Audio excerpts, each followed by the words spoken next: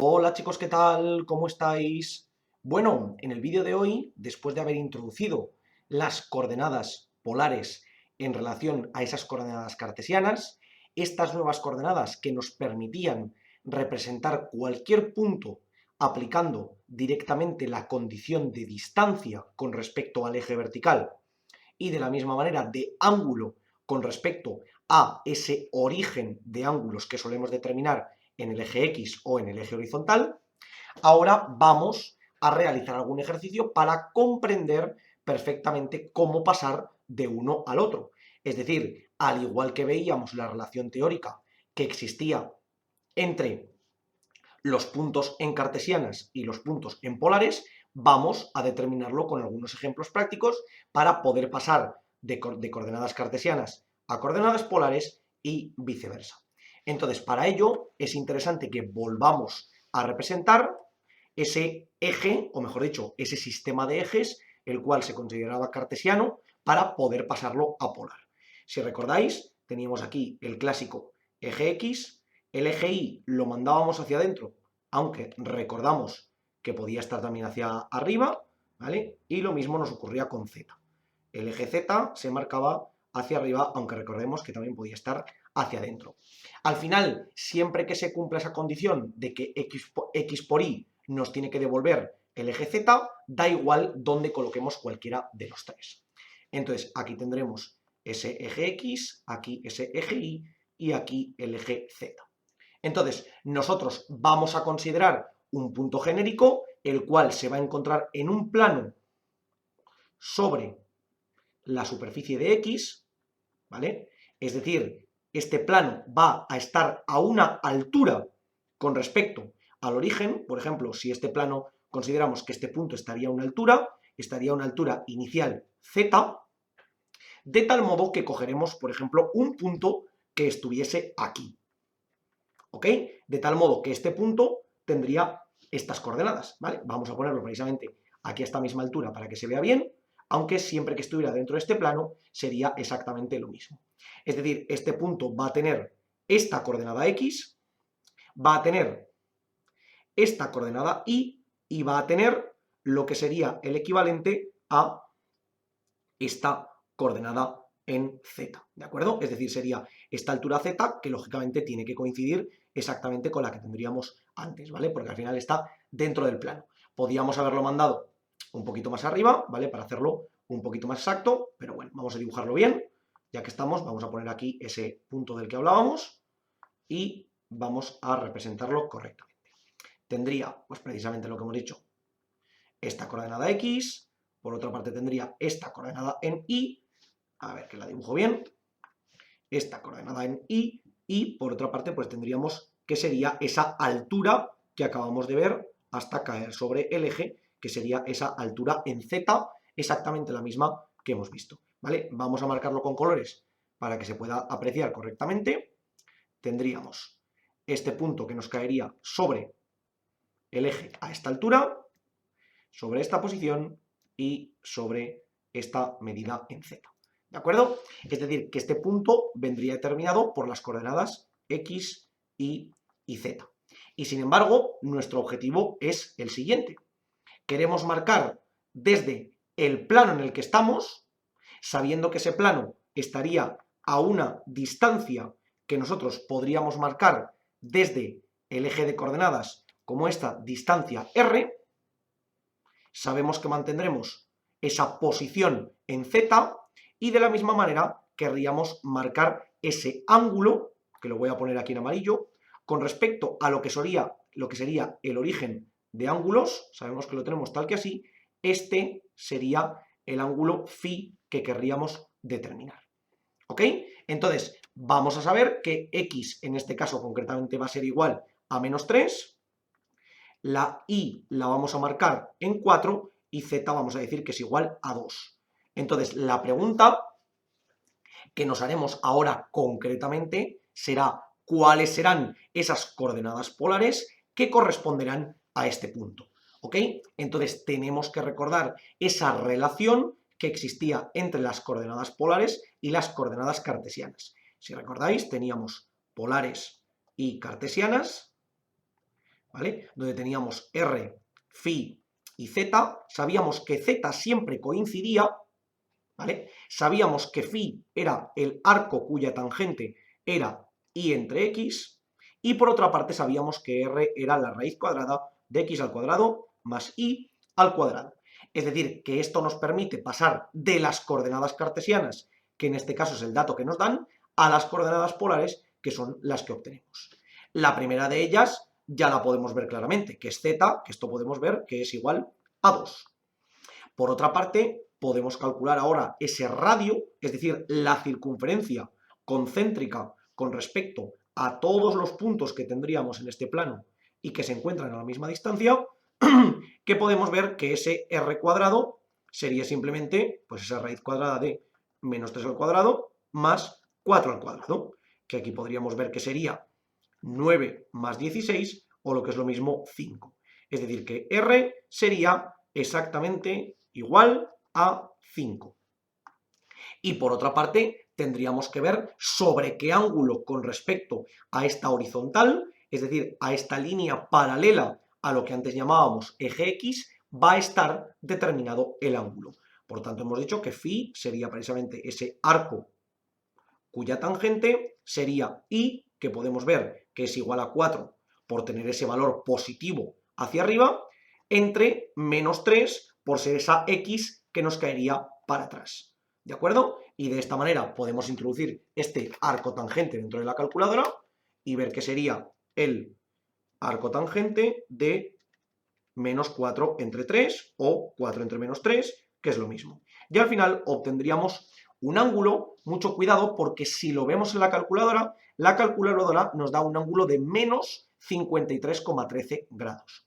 ¿Esto por qué ocurre? Si os dais cuenta, un ángulo de menos 53,13 grados debería estar situado en el cuarto sector, pero sin embargo estamos trabajando en el segundo.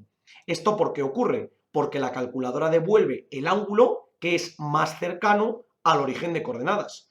Por tanto, para obtener el ángulo que tiene exactamente la misma tangente, recordemos que las tangentes del segundo sector y del cuarto sector tienen el mismo signo. Y ángulos que están separados 180 grados tienen las tangentes iguales. Por tanto, a este ángulo deberemos sumarle 180 grados para saber exactamente a qué ángulo nos referimos. Y este ángulo concretamente será entonces 126,87 grados de manera aproximada. Por tanto, podremos ver que phi será ese 126,87 grados tal y como lo podemos ver aquí. Esta es una manera de relacionar las coordenadas polares con las cartesianas, pero también nos puede pasar al revés. Nosotros podemos determinar otro plano con respecto a una distancia en el eje y con respecto a un ángulo concreto y a partir de ahí determinar automáticamente cuáles serían esas condiciones en coordenadas cartesianas. ¿A qué nos referimos con esto? Pues por ejemplo, consideremos ahora este otro plano que vendría por aquí abajo, ¿vale? De tal modo que lo vamos a ampliar todavía más aquí hacia la derecha y vamos a considerar un punto dentro de este plano que se encuentre concretamente aquí. ¿Ok? De tal modo que respecto al origen de coordenadas tenga una distancia r, que sería concretamente esta,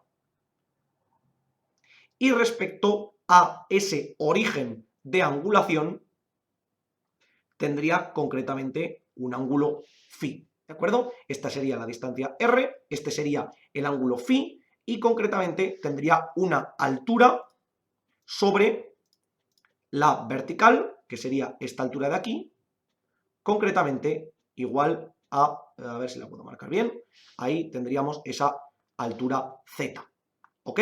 De tal modo que ahora, en vez de tener las condiciones sobre x y z, tenemos las condiciones sobre r, phi y z. De tal modo que nos dicen que r es concretamente igual a 6, nos dicen que phi es concretamente igual a 30 grados y nos dicen que z es concretamente igual a menos 4. Y la pregunta que tenemos que obtener es sobre qué coordenadas x, y z se halla este punto.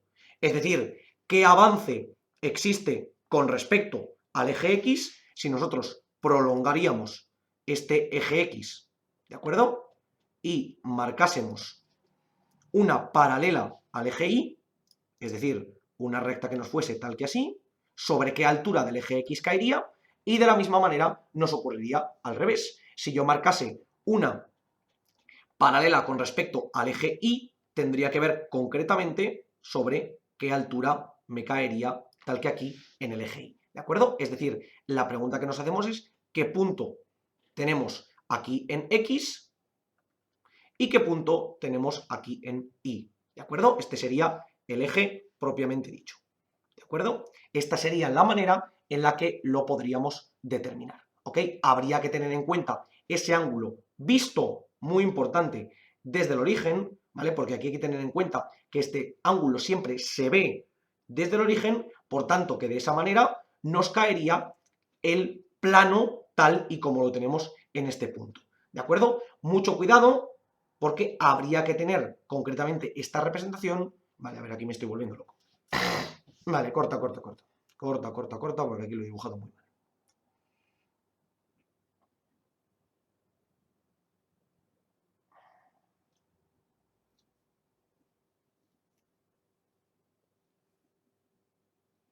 Es que esto está mal, ¿verdad? Es que es R. No, no está bien, claro, es en el plano.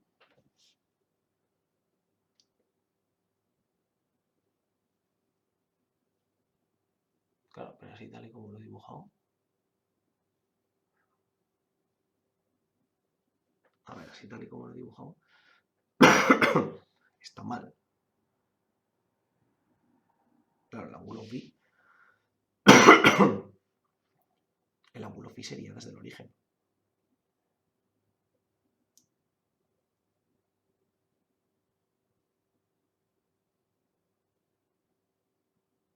Pero es que entonces el de arriba también está mal. Pues claro, sería desde el origen. R es que es este punto caído sobre aquí. No, entonces sería la proyección sobre este punto. ¿Vale? Sí.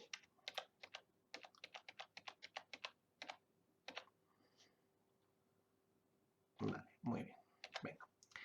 Pues a ver, recortamos. 3, 2, 1 y dentro.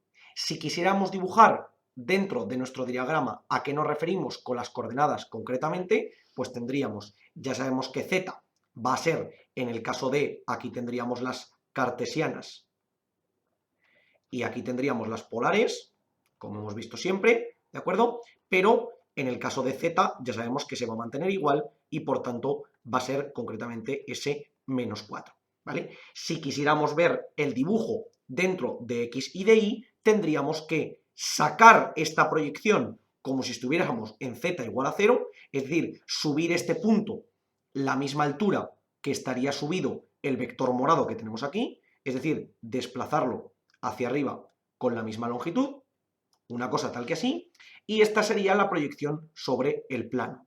De tal modo que en este caso la altura, o mejor dicho, lo que llamábamos Y, sería la paralela al eje X que cortase con el eje Y, ¿vale? A ver si lo puedo poner bien, es decir, sería esto concretamente, ¿vale? Esta línea, esta sería la distancia Y que nosotros vamos a buscar, de la misma manera que tendríamos la distancia X, que sería esa paralela al eje X que cortaría justo aquí, perdón, la paralela al eje Y, y esta sería la distancia X que estaríamos buscando. De esa manera es en la que podemos representar este punto, ¿ok? Entonces, para ello vamos a determinar concretamente cómo ocurría en estos casos. Y si recordamos, esto es muy sencillo, porque teníamos que X era R por el coseno del ángulo y teníamos que Y era simplemente R por el seno del ángulo, ¿ok? Es decir, que esto lo podemos calcular automáticamente simplemente multiplicando. Pues sería 6 por el coseno de 30, 6 por el coseno de 30, y esto nos devolvía concretamente ese 5,19 de manera aproximada. Recordad que el coseno de 30 es raíz de 3 entre 2, mientras que el seno de 30 será concretamente un medio, es decir, que nos debería devolver 3. 6 por el seno de 30 exactamente nos devuelve 3. ¿De acuerdo? Esto no hemos marcado unidades de ningún tipo, pero simplemente sabemos que si estuviéramos trabajando en metros, pues sería en metros, y si no, de cualquier otra manera. Tened en cuenta, chicos, que en algunos casos puede parecer que los puntos, los radios y los ángulos no están determinados de manera correcta. Es decir, que son incoherentes con lo que estamos viendo, ¿vale? Pensad que cuando nosotros determinamos un punto genérico en el espacio, por ejemplo, este punto de aquí, lo que se hace lo primero es lo siguiente. Se suele representar de la siguiente manera. Primero, determino la distancia que hay desde el origen de coordenadas hasta el punto. Es decir, lo que aquí yo he llamado R. Después, determino el ángulo sobre el que se encuentra ese punto con respecto al origen de ángulo. Es decir, lo que yo he llamado phi. Y después traslado ese punto, la distancia, ya sea positiva o negativa, sobre el eje. Es decir, lo que yo he llamado z. Y de tal manera obtengo automáticamente el punto que teníamos antes, ¿vale? En este punto de aquí arriba nos ocurriría exactamente lo mismo. Primero, yo determinaría lo que había llamado R, es decir, esa distancia con respecto al punto, ¿ok? Esto lo tendría tal que así. Después determinaría el ángulo con respecto al origen, es decir, todo este ángulo de aquí que habéis podido ver que teníamos antes, y después elevaría el punto con respecto al plano que teníamos de z igual a 0, es decir, esta altura que teníamos tal que aquí. Y por tanto, de esta manera puedo automáticamente determinar el punto. ¿Es cierto que sería lo mismo aplicar una coordenada que otra en diferente orden? Pues sí, al final me va a dar lo mismo. La circunferencia con respecto al eje Z siempre va a tener el mismo radio, el ángulo con respecto al eje X siempre va a ser el mismo ángulo y la altura con respecto al eje Z también siempre va a ser la misma. Pero es cierto que a la hora de graficar puede que sea un poco más intuitivo hacerlo en orden R, phi, Z que en cualquier otro orden. Al igual que nosotros cuando representábamos los puntos en cartesianas teníamos X, Y Z, ¿se podía hacer exactamente igual Y, Z, X o Z, X, Y o en cualquier otro orden? Pues sí, pero como habíamos cogido esa costumbre de representarlo de esa manera, quizás se nos podía parecer un poquito más sencillo. Pero bueno, al final va a ser exactamente lo mismo, lo hagamos como lo hagamos, siempre que lo hagamos bien. Como siempre os digo, chicos, por favor, cualquier duda, cuestión o pregunta que tengáis, dejadlo en los comentarios y nosotros le intentaremos responder. Por lo demás, muchísimas gracias por el vídeo, espero que os haya servido y que vaya bien.